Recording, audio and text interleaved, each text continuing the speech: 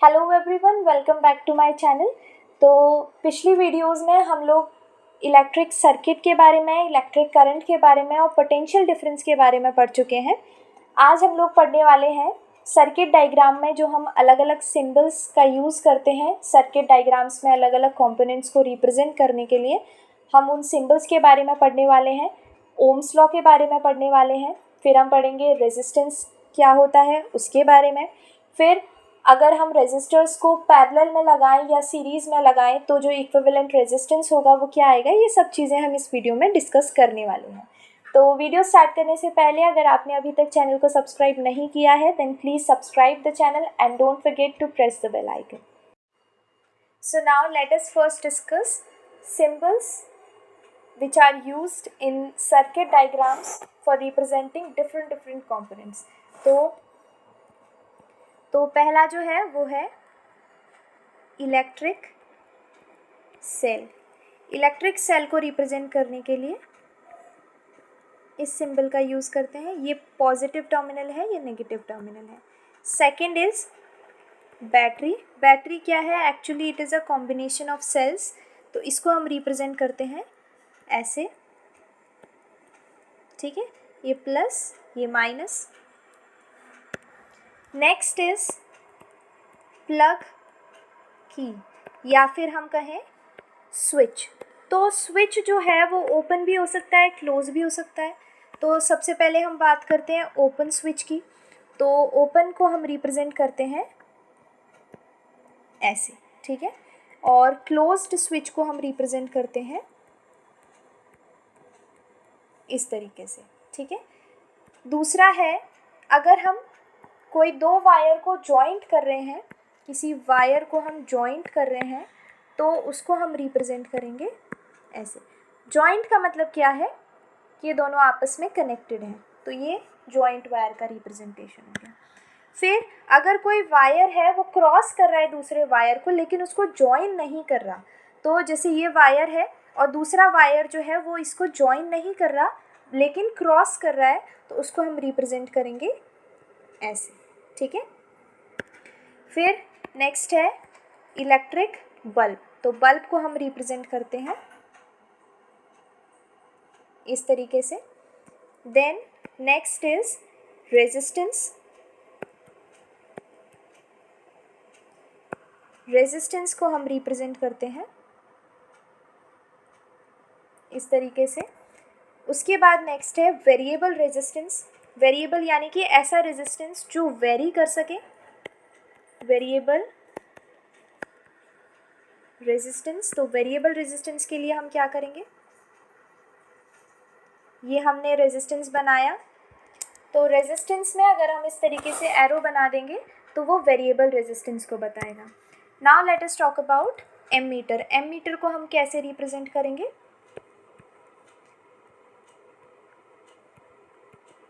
इस तरीके से, ठीक है। This is positive and this is negative. And last one is volt meter. Volt meter को हम रिप्रेजेंट करेंगे ऐसे, प्लस ये माइनस, ठीक है। Now let us talk about Ohm's law, ठीक है। तो ओम्स लॉ के बारे में थॉरली बात करने से पहले हम थोड़ा सा उसका हिस्टोरिकल बैकग्राउंड जान लेते हैं।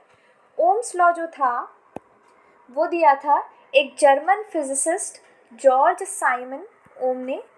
जॉर्ज साइमन ओम ने कब दिया था? 1827 में ओम्स लॉ दिया था, ठीक है। तो उन्होंने क्या देखा कि अगर कोई मेटेलिक वायर है तो उसके एंड के अक्रॉस जो पोटेंशियल डिफरेंस है वो लीनियरली इंक्रीज होगा अगर मैं करंट को इंक्रीज़ करूं। अगर मैं वायर के अक्रॉस करंट को इंक्रीज़ करूं तो उसके जो एंड के अक्रॉस जो पोटेंशियल डिफरेंस है वो भी लीनियरली इंक्रीज होगा। तो उन्होंने ग्राफिकली, और उन्होंने क्या किया, जो टेम्परेचर था वायर का वो कांस्टेंट रखा, ठीक है, टेम्परेचर को चेंज नहीं किया। तो उन्होंने ग्राफिकली देखा, late us suppose this is potential difference and this is I. तो उन्होंने जैसे जैसे करंट को इंक्रीज़ किया वैसे वैसे जो पोटेंशियल डिफरेंस था वो भी लीनियरली इंक्रीज हुआ। तो इस ग्राफ से हमें क्या पता चला कि V is directly proportional to I, और यही है हमारा ओम्स लॉ, ठीक है, ओम्स लॉ भी यही है। ठीक है, इसमें ये बात ध्यान रखनी है कि हमने जो मटेरियल है, जो हमारा वायर है, उसका टेम्परेचर चेंज नहीं किया, टेम्परेचर कांस्टेंट है। ठीक है, तो इसको हम कैसे लिख सकते हैं कि V/I is equal to constant. ठीक है, और ये जो कांस्टेंट था, ये कांस्टेंट था R, जिसको हम क्या कहते हैं, रेजिस्टेंस। ठीक है, और ये जो हमारा प्रोपोर्शनलिटी कांस्टेंट R है, जिसे हम रेजिस्टेंस कहते हैं, वो रेजिस्टेंस का मतलब क्या है, इसकी क्या फिज़िकल सिग्निफिकेंस है कि कोई भी कंडक्टर चार्जेस के फ्लो को कितना रेजिस्ट कर सकता है, वो जो है रेजिस्टेंस बताएगा। ठीक है, तो रेजिस्टेंस क्या बताएगा, किसी भी कंडक्टर के चार्जेस के फ्लो को रेजिस्ट करने की जो कैपेसिटी है, वो रेजिस्टेंस बताएगा। रेजिस्ट मतलब कि रोकना। तो जो R है, उसकी जो SI यूनिट होती है, वो होती है ओम।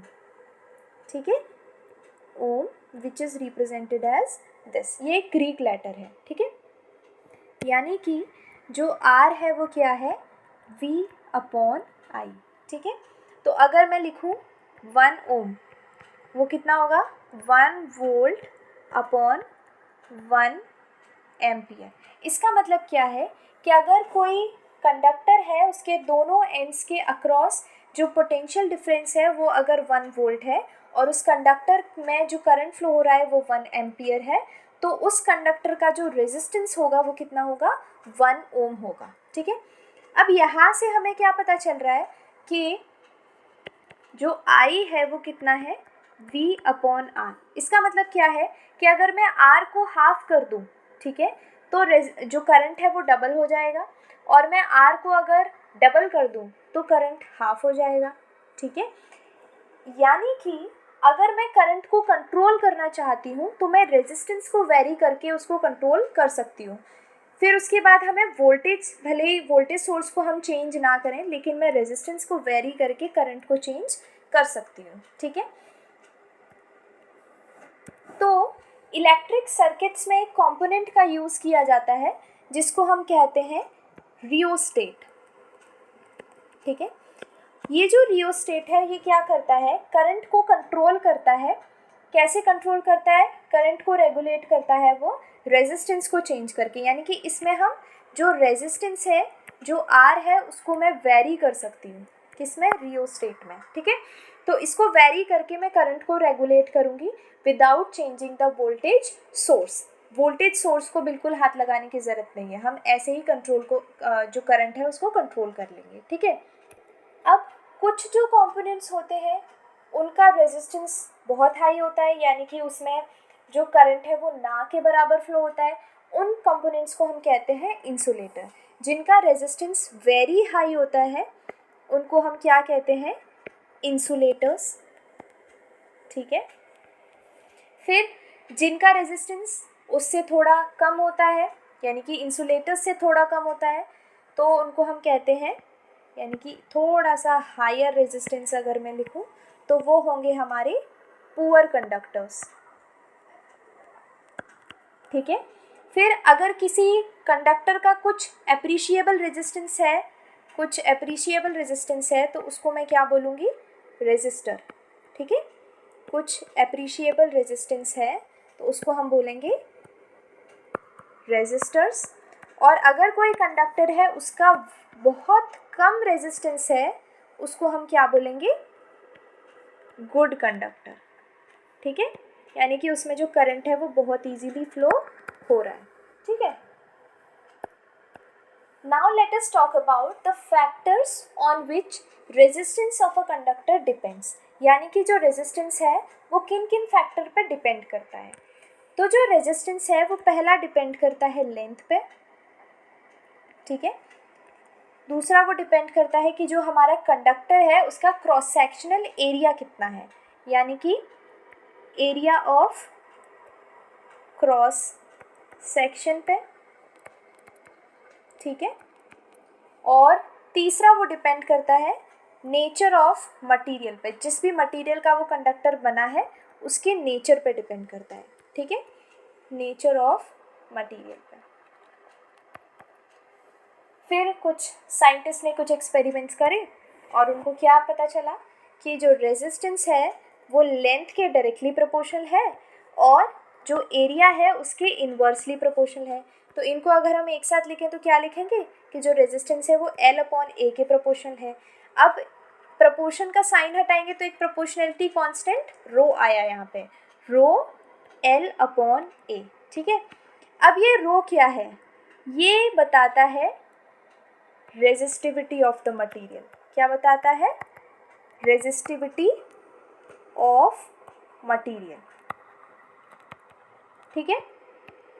इस फॉर्मूले से हम रो की एसआई यूनिट फाइंड आउट कर सकते हैं। कैसे फाइंड आउट करेंगे, जो रो है वो क्या है, RA/L। तो रो की एसआई यूनिट निकालने के लिए जो R है उसकी एसआई यूनिट ओम, इसकी मीटर स्क्वायर और इसकी मीटर। तो रो की जो एसआई यूनिट है वो क्या है, रो मीटर, ठीक है, ohm metre, sorry it is ohm metre. और ये जो रेजिस्टिविटी है ये किसी भी मटेरियल की एक अपनी कैरेक्टरिस्टिक प्रॉपर्टी है, ठीक है। जो रेजिस्टिविटी है वो मेटल्स और अलॉयज़ के लिए तो बहुत कम है, इंसुलेटर्स के लिए बहुत ज़्यादा है, ठीक है। रेजिस्टेंस और रेजिस्टिविटी दोनों जो है वो टेम्परेचर पे डिपेंड करते हैं, ठीक है। ये हमेशा याद रखना, दोनों ही जो है वो टेम्परेचर पे डिपेंड करते हैं। नाउ लेट अस डिस्कस कि अगर हम रेजिस्टर्स को एक कॉम्बिनेशन बनाएं उनका, तो जो इक्विवेलेंट रेजिस्टेंस होगा वो क्या होगा। हम सिस्टम ऑफ रेजिस्टर्स की बात करने वाले हैं, ठीक है। तो पहला जो सिस्टम है वो क्या है, रेजिस्टर्स इन सीरीज। सीरीज का मतलब क्या है कि एक लाइन में लगा दो सब रेजिस्टर्स को, ठीक है। तो उसका जो सर्किट डायग्राम होगा वो कैसा बनेगा,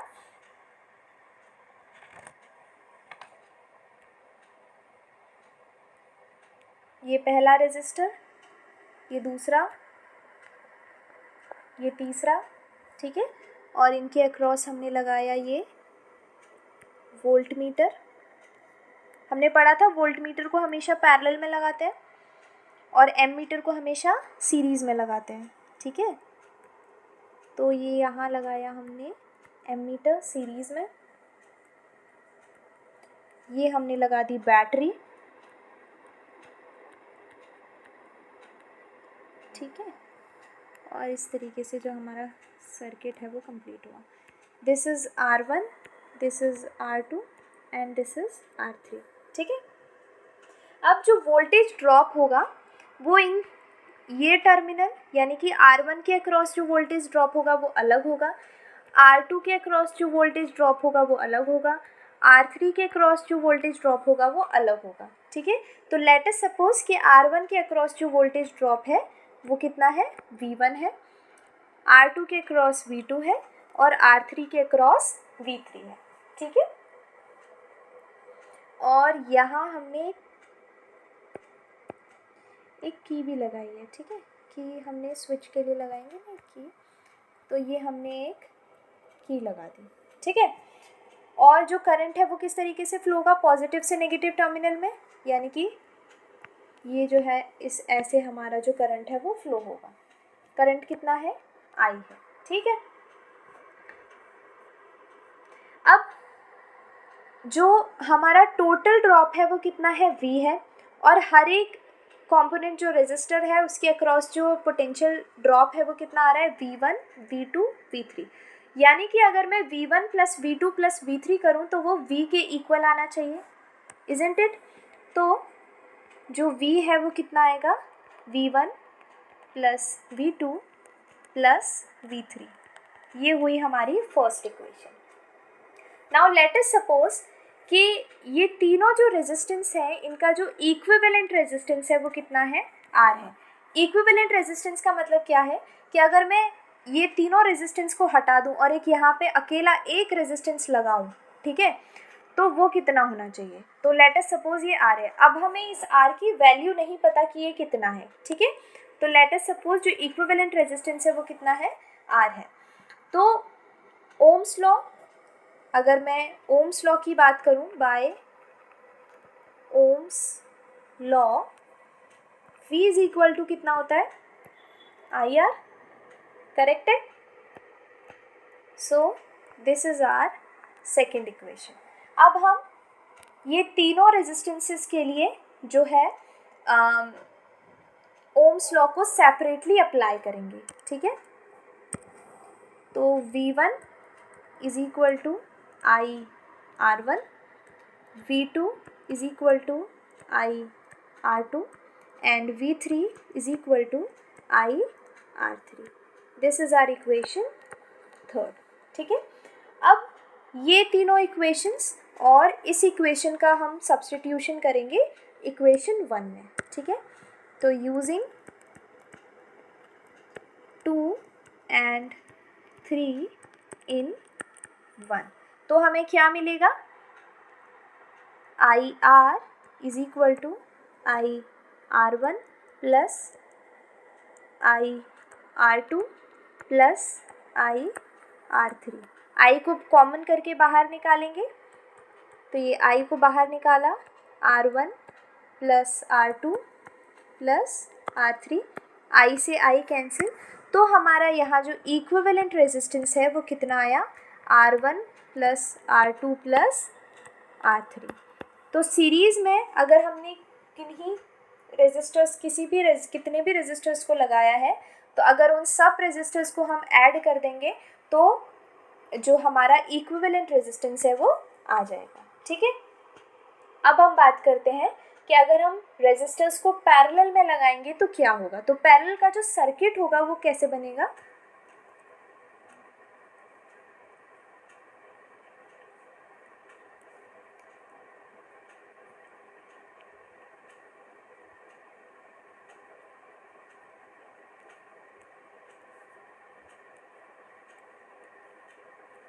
ये ज्वाइन कर रहे हैं, ठीक है, ये इधर, ये इधर, ठीक है। यहाँ हमने लगाया वोल्ट मीटर,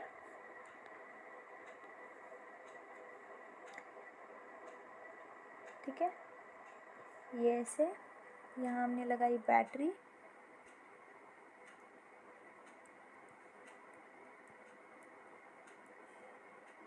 हमने लगाई यहाँ पे की, यानी सर्किट को क्लोज़ किया, ये लगाया एमीटर और ये हमारा सर्किट कंप्लीट हो गया, ठीक है। और करंट कैसे फ्लो होगा, ऐसे। अब ये रेजिस्टेंस है R1, ऊपर वाला जो रेजिस्टेंस है ये R1, फिर R2 और ये हो गया R3, ठीक है। अब यहाँ जो इस ब्रांच में जो करंट जा रहा है वो I है। अकॉर्डिंग टू किरचॉफ लॉ ये जो हमारा करंट है वो यहाँ से डिवाइड हो जाएगा, ठीक है। ये हो जाएगा, let us suppose I1, this is I2 and this is I3। तो किरचॉफ लॉ क्या कहता है कि outgoing current is equal to incoming current. तो अगर मैं I1 plus I2 plus I3 करूँ तो वो किसके इक्वल आएगा, I के इक्वल आएगा, ठीक है। और वोल्टेज ड्रॉप, क्योंकि यहाँ पे जो टर्मिनल्स हैं, जो एंड्स हैं वो सेम है, सीरीज़ में जो टर्मिनल्स थे वो डिफरेंट थे, इसलिए वोल्टेज ड्रॉप अलग अलग आ रहा था। यहाँ पे जो टर्मिनल्स हैं वो सेम है, इसलिए वोल्टेज ड्रॉप जो है वो सेम आएगा, ठीक है। वोल्टेज ड्रॉप यहाँ पे चेंज नहीं होगा, करंट चेंज होगा। सीरीज़ में करंट चेंज होता है, वोल्टेज ड्रॉप सीरीज़ में करंट चेंज नहीं होता, वोल्टेज ड्रॉप चेंज होता है, ठीक है। तो यहाँ जो हमारा करंट होगा वो क्या होगा, I is equal to I1 plus I2 plus I3, ठीक है। अब लेट अस सपोज इसका जो इक्विवेलेंट रेजिस्टेंस है, यानी ये तीनों रेजिस्टेंस को हटा के अगर मैं एक रेजिस्टेंस लगाऊं तो वो जो इक्विवेलेंट रेजिस्टेंस है वो कितना है, RP है। तो according to Ohm's law, this is our first equation. तो अकॉर्डिंग टू ओम्स लॉ हम क्या लिख सकते हैं, I is equal to V upon RP, ठीक है। This is our second equation. अब हम इन तीनों रेजिस्टेंसेस के लिए ओम्स लॉ सेपरेटली लगाएंगे, तो हमें क्या मिलेगा, I1 is equal to V upon R1, I2 is equal to V upon R2 and I3 is equal to V upon R3। ये सब हमारी कौन सी इक्वेशन हो गई, थर्ड हो गई, ठीक है। अब हम इक्वेशन सेकेंड और थर्ड को फर्स्ट में सब्स्टिट्यूट करेंगे तो हमें क्या मिलेगा, V upon R P is equal to V upon R1 plus V upon R2 plus V upon R3। V को कॉमन निकाला तो हमें क्या मिलेगा, 1 upon R P is equal to 1 upon R1 plus 1 upon R2 plus 1 upon R3। ठीक है, सो ये हमारा इक्विवेलेंट रेजिस्टेंस हो गया पैरेलल कॉम्बिनेशन के लिए।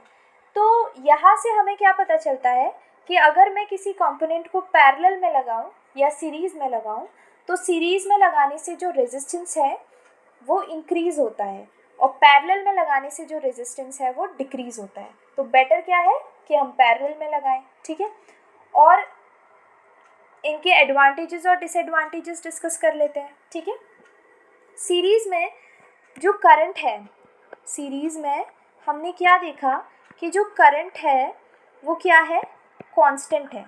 ठीक है, तो अब लेट अस सपोज हमें किसी सर्किट में एक तो बल्ब लगाना है और एक हीटर लगाना है, तो हम उन दोनों को सीरीज़ में नहीं लगा सकते, कभी भी नहीं लगा सकते। क्यों? क्योंकि इन दोनों की जो करंट की रिक्वायरमेंट्स हैं वो डिफरेंट हैं और सीरीज़ में जो करंट है वो सेम जाता है। ठीक है, तो इसलिए हम इनको सीरीज़ में नहीं लगा सकते। और दूसरा जो मेजर डिसएडवांटेजेस है सीरीज़ सर्किट का, वो क्या है कि अगर सीरीज़ सर्किट में एक कंपोनेंट फेल हो गया तो पूरा सर्किट ब्रेक हो जाएगा और कोई भी कंपोनेंट काम नहीं करेगा। फॉर एग्जांपल, जब हम फेस्टिवल्स के टाइम पे या मैरिजेस के टाइम पे फेरी लाइट्स लगाते हैं बिल्डिंग्स को डेकोरेट करने के लिए, तो अगर उसमें से एक बल्ब फ्यूज़ हो जाता है तो उसकी पूरी जो सीरीज़ है वो फ्यूज़ हो जाती है, ख़राब हो जाती है। इसलिए जो इलेक्ट्रीशियंस वगैरह होते हैं उनको बहुत टाइम लगता है, एक एक बल्ब को चेक करते हैं वो। ठीक है, तो डेड बल्ब निकालने में उसमें बहुत ज़्यादा टाइम लगता है। ठीक है, दूसरा जो पैरेलल सर्किट्स होते हैं उसमें क्या होता है, करंट डिवाइड हो जाता है। ठीक है, टोटल रेजिस्टेंस भी डिक्रीज़ होता है पैरेलल सर्किट में, और करंट डिवाइड होने की वजह से क्या होता है कि जिस इलेक्ट्रिकल गैजेट को जितनी जितनी करंट की रिक्वायरमेंट है उतना उतना वो करंट ले लेता है। ठीक है, तो इसलिए सीरीज सर्किट से ज़्यादा जो पैरेलल सर्किट है उसके एडवांटेजेस हैं। ठीक है, तो आज की वीडियो के लिए बस इतना ही, मिलते हैं नेक्स्ट वीडियो में। Thank you so much for watching the video.